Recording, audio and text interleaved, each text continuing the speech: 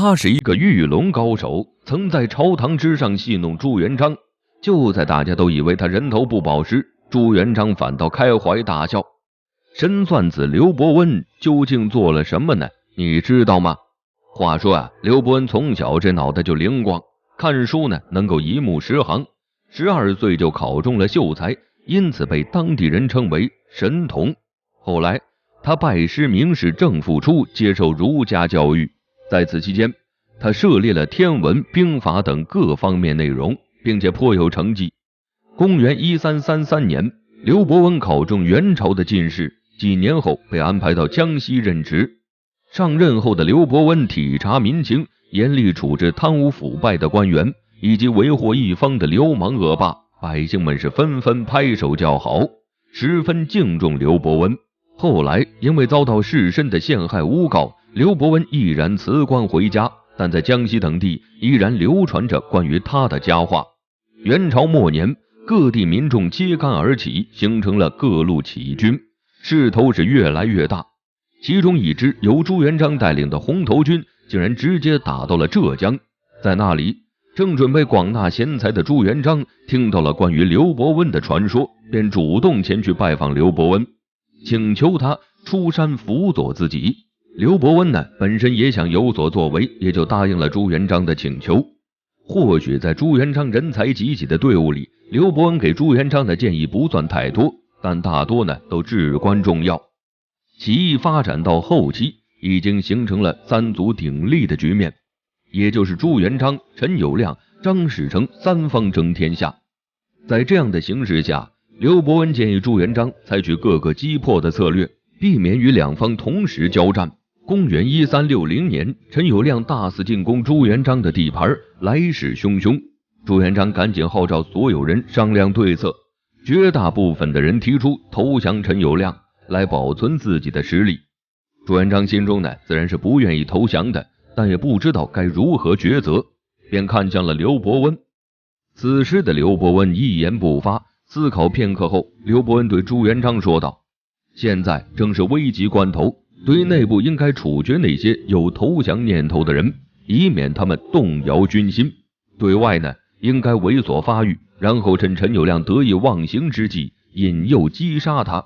于是经过一番埋伏厮杀，朱元璋大获全胜。在朱元璋还没建立明朝时，刘伯温夜观天象，发现预示灾祸的异象，于是请求朱元璋下诏罪己，并希望建立法治，防止滥杀现象。朱元璋一一照办。一次，朱元璋因为一个梦要处决囚犯，刘伯温得知原因后，劝诫朱元璋这个梦是吉兆。没过多久，朱元璋的最后一个敌人投降，果然印证了刘伯温的话。朱元璋十分高兴，大赦天下，竟然在朝堂之上公然戏弄朱元璋。刘伯温这是不想活了吗？当然不是，人家跟着朱元璋出生入死，关系好着呢。史书记载，一次在上早朝时，群臣按照惯例先呼喊一声万岁万岁万万岁，皇帝朱元璋也习惯性的回答一声平身。于是众人站起身来，唯独刘伯温还保持原样不肯起身。在场的人都感到莫名其妙，于是朱元璋点名喊刘伯温起身。谁知呢，刘伯温依旧是一动不动。其他大臣看了很是疑惑，心想这老刘今天是吃错药了吗？胆敢公然和皇上作对。这时候刘伯温不紧不慢地表示自己只是给皇上出了一个对联。朱元璋一听便明白了刘伯温的想法，于是说道平身平身平平身。刘伯温立马站起身来，两人对视一眼，纷纷大笑起来。刘伯温之所以如此大胆，也是因为知道朱元璋平日就喜欢搞这些对联，尤其是他的最爱。而这呢，也不是他第一次与朱元璋对对联了。平日里他总是陪朱元璋下棋，有一次朱元璋占据上风，一时兴起便脱口说出一个上联：天作棋盘星作子，日月争光。刘伯温思索了片刻，便对出了下联，默契十足。除了跟刘伯温玩乐，朱元璋也时常喜欢跟身边的人对对联。一次朱元璋带领儿孙们巡游马场，看到被风吹起的马尾，朱元璋兴致大发，起了一个上联：风吹马尾千条线。接着让众人对出下联，这可是一个表现的好机会。于是没过一会儿，朱棣对出日照龙鳞万点金的下联。朱允炆则答呢，雨打羊毛一片山。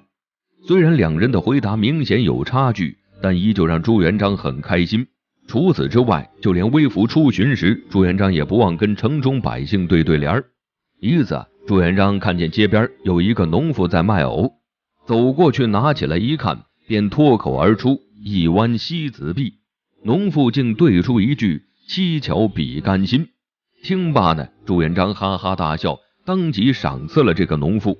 接着朱元璋和侍从来到一家小店吃饭，环顾一周后，朱元璋说道，小村店3杯5盏，无有东西。意思是这家小店里面都没有什么东西，只有一点酒能勉强下肚。店家听到以后说，大明国一统万方，不分南北。意思是相信国家将来一定会统一天下。听到这儿，朱元璋高兴坏了，因为对于对联有着莫名的热爱，因此朱元璋也有个称号叫对联小王子。纵使刘伯温与朱元璋之间有着过命的交情，但自古以来伴君如伴虎，号称御龙高手的刘伯温真的能安稳度日吗？看看他的下场就知道了。晚年朱元璋的猜忌与担忧越来越深，他急切地想要为皇太孙扫清障碍，于是朱元璋把目光放到了开国功臣的身上。这些开国功臣要么有着强大的战斗能力叱咤战场，要么呢有着最强大脑能给人出谋划策。一旦有人要造反对付他的皇孙，那明朝可谓是后患无穷。于是朱元璋暗自开始了谋杀计划的实施，而神机妙算的刘伯温自然也是目标之一。一天，朱元璋召见刘伯温，想要他对于空缺的丞相之位谈谈看法。刘伯温知道这是朱元璋的试探，并没有发表太多建议，只是说全看皇上定夺。于是呢，朱元璋提到封胡惟庸为宰相。刘伯温知道胡惟庸不是一个好东西，为了国家社稷着想，忍不住说道，这个人呢就像一个出生的牛犊，就怕当不好丞相，还把国家给祸害了。但没过多久，朱元璋还是选了胡惟庸做丞相。而刘伯温与朱元璋之间的交谈不经意间也传到了胡惟庸的耳朵，这可把胡惟庸气坏了。于是一有机会就要给刘伯温使坏。几年后，刘伯温深知朝廷不宜久留，便向朱元璋主动请辞回家养老。走之前呢，刘伯温本想着为家乡做一点贡献，于是请求能够在家乡设立一个巡检司。胡惟庸得知了这件事，便立即上报朱元璋，直指刘伯温这是以权谋私，贪赃枉法。然而令人意外的是，朱元璋并没有下令调查，而是直接问责刘伯温，并扣除他的俸禄。刘伯温十分惊慌，立马从家乡赶到皇城给朱元璋请罪。但朱元璋并不过多理会，始终对刘伯温使用冷暴力。朝堂上的排挤，皇帝的不理解，让年迈的刘伯温还是招架不住病倒了。这个病来得十分猛烈，朱元璋得知后派胡惟庸带他前去看望。传闻胡惟庸去之前，朱元璋特意叮嘱不要让刘伯温饿到了，这当中的含义我们不得而知。很快胡惟庸就带着太医到了刘伯温的住处，说是奉朱元璋之命给他看病送药。